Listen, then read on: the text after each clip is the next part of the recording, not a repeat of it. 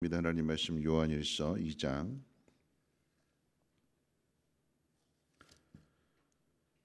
1절 말씀부터 11절까지 한 절씩 교독으로 읽겠습니다.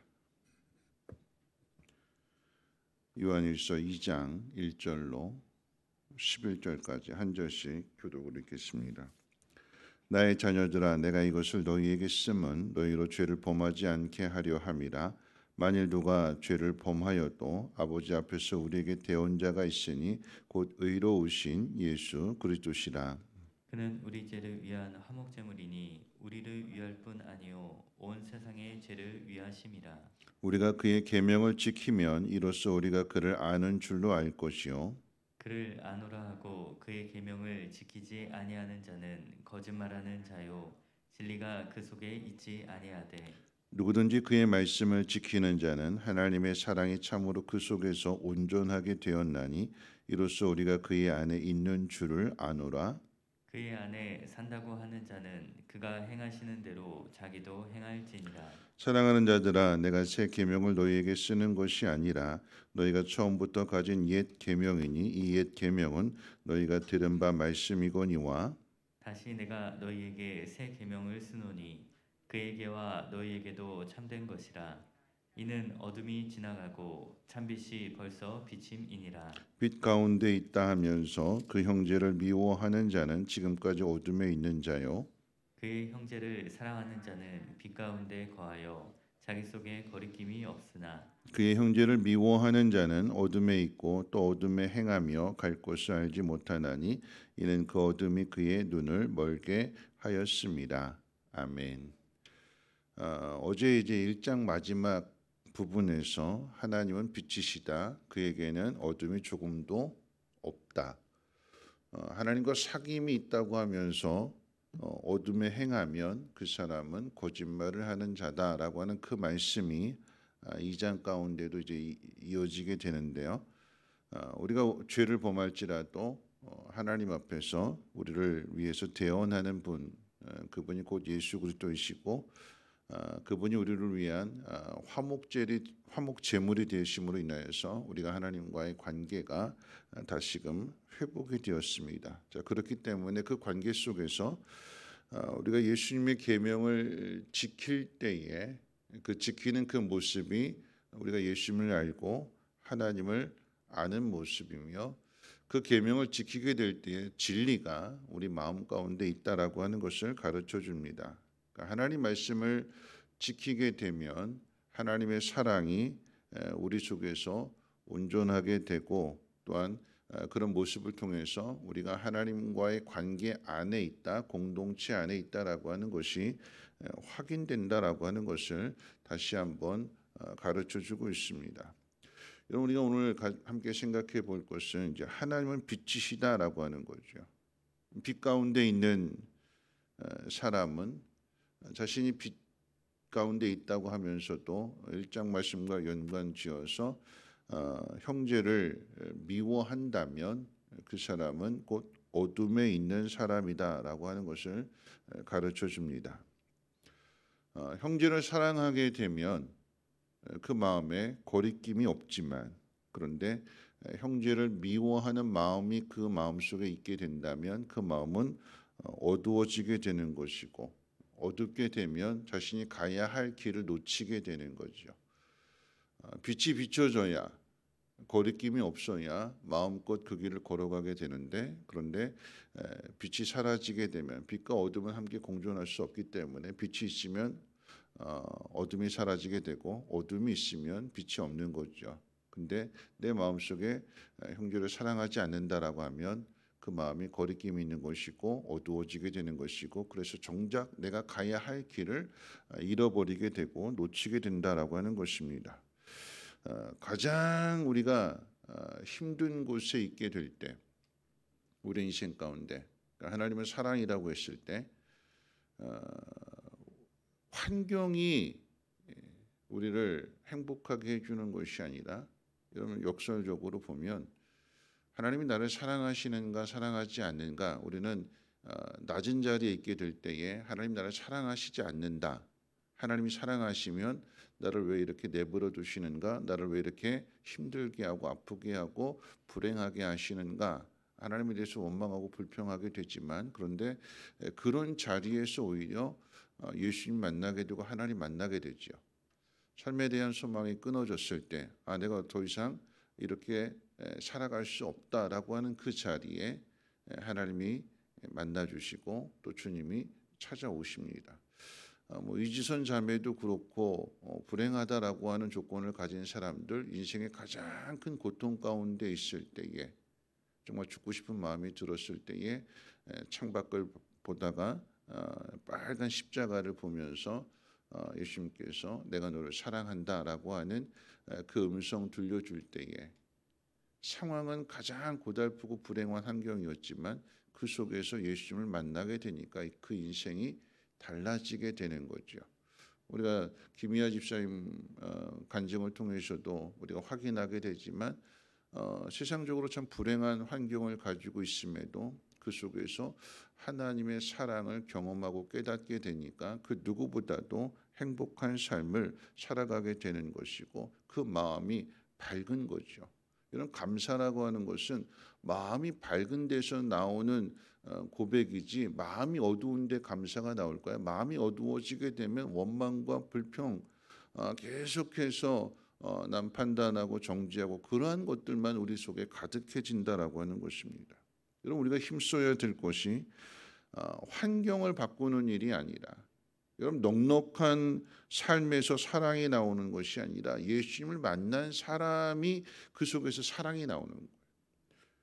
우리는 나도 시간이 있고 돈이 있고 하면 사랑할 수 있다라고 이야기하지만, 아니요, 시간이 있고 돈이 있어도 자기를 사랑하는 것이 더 강해지지 예수님 말씀대로 사랑하며 실천하는 삶을 살지 않습니다. 누가 사랑하느냐? 힘들고 어려운 상황 가운데 있다 할지라도 예수님 만난 사람이 사랑하게 되는 거예요.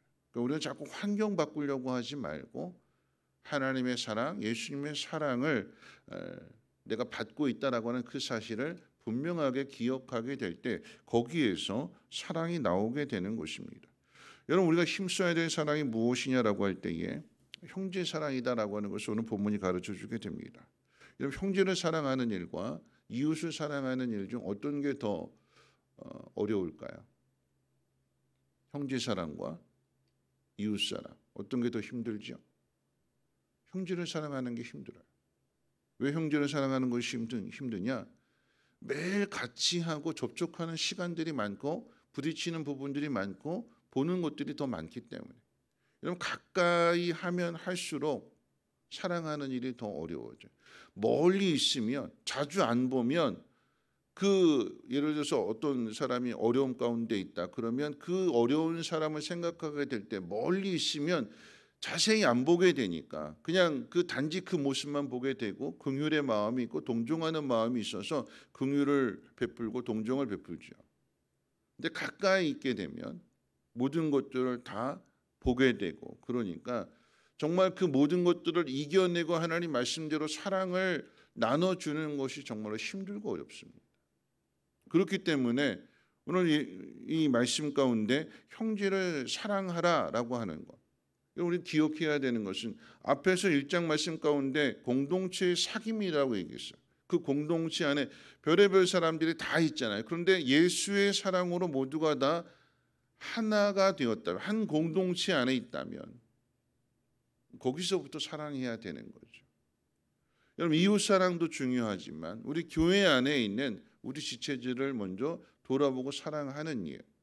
그래서 여러분, 사랑은, 그리고 복음은 예루살렘과 온 유대와 사마리아와 땅끝 이렇게 점점 확산되는 거예요. 안에서부터 밖으로 나가는 거예요. 멀리 있는 데서부터 사랑해서 안으로 들어오는 것이 아니라 우리 공동체 안에서부터, 내 옆에 있는 지체부터, 형제들부터 사랑함으로 인해서, 그래서 이 사랑의 지경이 점점 더 넓어지게 되고, 그것이 공동체 안에 사랑으로 하나가 되어졌을 때에 바깥에 있는 사람들이 그 모습을 보면서 안으로 들어오게 되는, 그래서 필요한 것이 여러분 형제 사랑이다라고 하는 것입니다. 가까이 하면 할수록 허물도 보이게 되고 실수도 보이게 되고, 여러분 그런 모습 속에서 우리가 기억해야 되는 것은 오늘 2장 1절부터 앞에 있는 내용이 무엇부터 이야기하냐면 우리를 위한 대언자가 계신대요. 우리를 화목하게 해주신 예수님이 하나님 보좌 우편에서 우리를 위해서 기도하시고 우리를 위해서 응원하시고 우리를 위해서 격려하신대요. 그러면 예수님의 기도는 누구를 위한 기도일까요? 나만을 위한 기도일까요? 아니지요. 내 앞에서 실수하고 내 앞에서 실패하고 애증의 관계, 사랑과 미움이 함께 있는 그런 형제들, 그 형제들을 위해서도 주님 기도하시지 않겠습니까? 나는 완전한 사람이 아니라 나 역시도 부족하고 실패하고 형제도 부족하고 실패하고 그런 우리들을 위해서 주님이 계시는 거예요. 주님이 우리를 위해서 대언하시고 주님이 우리를 위해서 중보기도하시고 뭐하라고요? 화목하라고요. 그래서 주님이 자신의 생명을 내어주신 것입니다. 여러분 우리가 힘써야 될 것이 형제 사랑입니다. 이 사랑을 위해서 우리 안에 있는 이 감정들, 겉으로 보기에 보여지는 이 모든 것들을 하나님 말씀으로 잘 이겨내야 됩니다. 여러분 한번 생각해 보십시오. 요셉 이야기를 자주 하게 되는데 여러분 보디발 아내로부터 요셉이 어려움을 당하기도 하고 또 그 형제들로부터 어려움을 당하기도 했을 때에 누구를 용서하는 게 더 어려울까요? 보디발의 아내를 용서하는 게 어려울까요? 아니면 요셉의 형제들을 용서하는 게 어려울까요? 누구한테 더 배신의 마음을 더 많이 가질까요?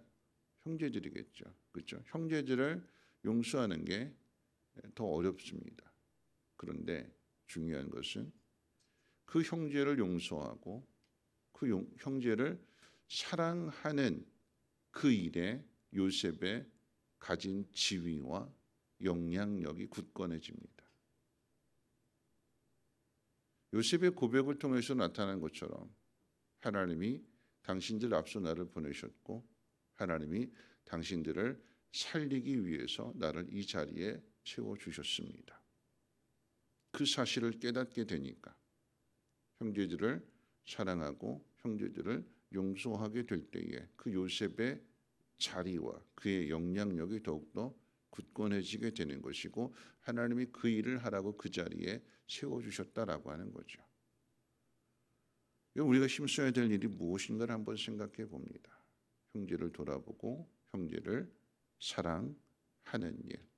그 사랑이 우리를 온전하게 하고 우리가 말씀대로 산다, 우리가 하나님의 자녀다, 하나님 백성이다 하는 그것이 어디에 있느냐? 하나님 말씀 지키는 거라고 그랬잖아요. 예수님 말씀을 그대로 행하는 것에 있다고 했습니다. 말씀이 내 안에 있다라고 하는 것은 하나님의 사랑이 나를 통해서 세상 가운데 드러내고 나타난다. 그래서 우리에게 말씀을 주시는 거예요. 말씀을 정리할 텐데요. 여러분 아담이 선악과를 따먹은 이유는 하나님의 사랑을 배반했기 때문에 그러합니다. 가인이 아벨을 죽인 이유는 인간이 인간을 사랑하라고 하는 하나님의 그 명령, 형제를 사랑하라고 하는 그 명령을 배반했기 때문에 그러합니다. 사랑을 버렸기에 가인의 마음이 어두워져서 죄를 범하는 것입니다. 구약 성경에 나타난 그 이스라엘이 하나님의 특별한 사랑을 받았음에도 불구하고 망하게 되는 것은 하나님의 사랑을 역시나 배반한 거죠. 하나님보다도 세상을 더 사랑하고 우상을 더 숭배하는 그 결과가 망하는 일이었는데 하나님은 그런 이스라엘을 버리시는 것이 아니라 그런 이스라엘을 다시 회복시키시기 위해서 그 아들을 이 땅에 보내주셨습니다. 여러분 이게 사랑인 거죠. 여러분 이 사랑은 오직 하나님만이 하실 수 있는 사랑이고 그리고 그 사랑은 하나님께서 하나님의 자녀들에게 하나님 백성들에게 깨닫게 하시고 부어주셔서 그 사랑을 세상 가운데 흘려보내게 하십니다. 원수를 사랑하는 배신하고 배반한 사람을 사랑하게 하는 것은 세상이 할 수 있는 것이 아니라 오직 하나님만이 하실 수 있는 것이고 하나님을 믿는 사람들만이 그 일을 행할 수 있습니다. 여러분, 그와 같은 사실을 호세아 선지자가 보여주고 있는 것이고 예레미야 선지자가 눈물을 흘리면서 자신을 때린 사람들, 자신을 감옥에 가둔 사람들을 위해서 기도하는, 그들의 영혼을 사랑하는 그 모습을 우리가 성경을 통해서 확인하게 될 때에 오늘 이 하루도 또 우리들의 삶이 형제를 사랑하는 일에 더욱 힘쓰므로 인하여서 하나님 말씀이 우리 안에 있고 하나님의 사랑이 우리 속에 있다라고 하는 것은 세상 가운데 증거하며 나타낼 수 있는 그러한 대강절 또 성탄절을 맞이하는 우리들의 믿음이 되기를 주님의 이름으로 부탁을 드립니다. 우리 찬수가 455장 함께 찬송합니다.